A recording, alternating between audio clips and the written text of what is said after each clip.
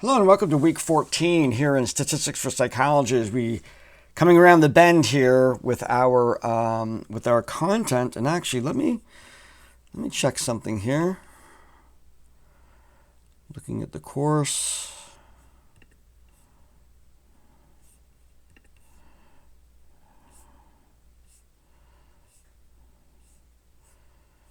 Yes, this is our last chapter of content, because I have canceled the chapter 15 in order to give us a couple weeks to work on your final projects, which I'll get to in just a moment. So here in chapter 14, building on the one-way ANOVA, we go into the two-way ANOVA. And what that means is both variables have more than one level to them. So in this case, we're looking at stress, level of stress, and practice. So like a 2x2, like there's cells. That's how I learned it, and almost like a table.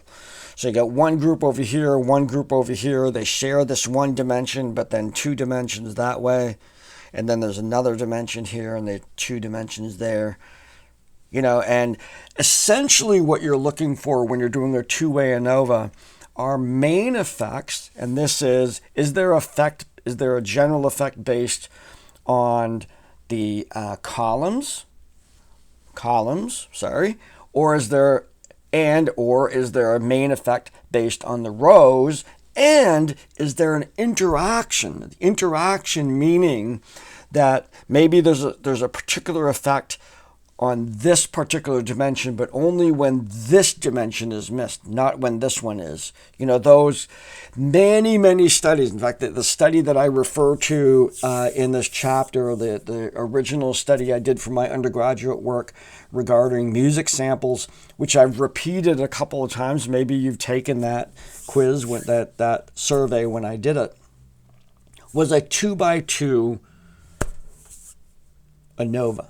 Was the statistical test that I started off with to determine whether there were main effects and interactions. And in fact, there were main effects and there were interactions. So in that particular study, the unfamiliar stimulating music had a combined effect way more than just either one of them alone, and the familiar sedative music sample had way more effect than either one of them individually. So there was both main effects and interaction effects on that particular study. In this one, I'm having you look at stress and practice. This is your assignment to do an ANOVA on that. You're going to have to look up, so to answer some of these questions, you're going to have to look up memory topics, such as serial position and primacy, recency effects. So serial position, meaning the order in which something are done, and then recency and primacy are the first and last. Those components of the memory process are factoids, let's say, within our understanding of memory. And so you want to be able to relate that to the actual results of this. So you might have to refresh your memory on that. That's for the assignment. Chapter 15, like I said, has been canceled. The only thing that's due this week is that last assignment, that chapter 14 assignment. And at the same time, all of you, hopefully, I know some of you for sure, because we're already in communication about it, are working on your final project. Now, I want to restate in this video that I have changed the final project. I have posted a template of the paper that you then go in and you replace my text with your text. There's instructions on that, and I have posted a video. Please do not try to do this without going to that video. You will be unsuccessful. And so in that video, I explain the whole assignment, and I actually go right through that template and how to fill it out. This is preparation for our class next semester.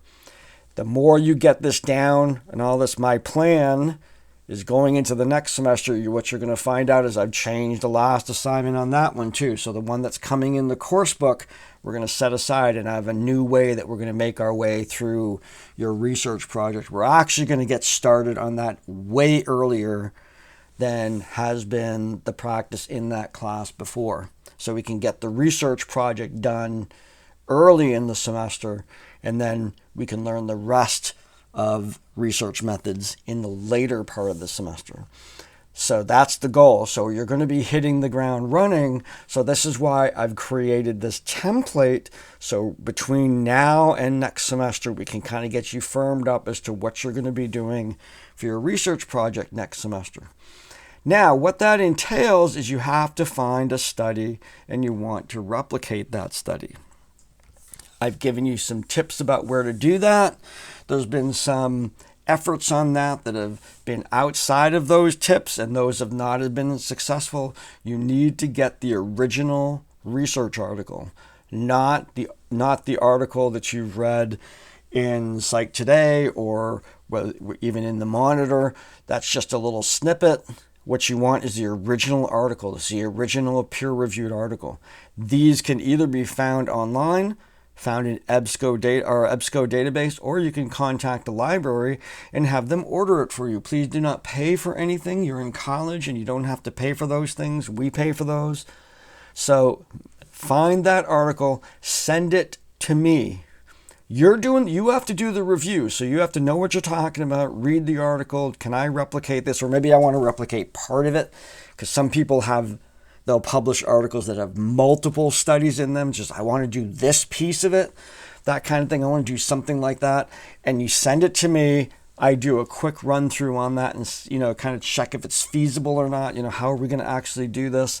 Answer some of those questions so you're not wasting too much time chasing studies that would be too difficult to do in the time frame and resources that we have. So make sure you send me that article, and then once you get the feedback from me, you're free to go and do that. Either find another article if I'm not satisfied with it, or go on and finish that paper, that final project paper, which will then carry forth into the summer class this summer. So not a whole lot to do this week, and then we have a whole week to make sure that we get that final project done. So this is we're at the end of the trail here in terms of the content, with just that final assignment to do, and then we'll be good to go. So I believe this might be my last video of the week, kind of thing. So I want to express now, even though we still have some class left, this has been awesome. Teaching this class online is not easy, and I think that you've all done a really tremendous job learning most of this on your own. And I've been really pleased with, I think you should go to your first assignment and just start looking at your assignments and look at the complexity of what you've been able to do, particularly the one-way ANOVA with the oceans and the sharks. You just have tables and tables and tables. And if I'd shown you that assignment at the beginning of the class and said, this is what you're going to be able to do by the end of the class, I think it's visually pleasing to see all of that complexity, and you understand it. You know what it means. You did it. And I think that that's something that's very visceral in a class like a math class, where you can actually see the results of what you're learning how to do. So this is a really, really good time for pat yourself on the back for making it all the way here. And please watch that video. Let's get into that final assignment and end this semester and head into the summer with smiles on our faces, ready to go. So I bid you adieu. Adieu. From the French for goodbye. Class is still going on, but this will be my last video. It's been a pleasure. And as always, take good care. Get outside. It's raining now, but it's going to be sunny soon. And take much care. And I will see you next time.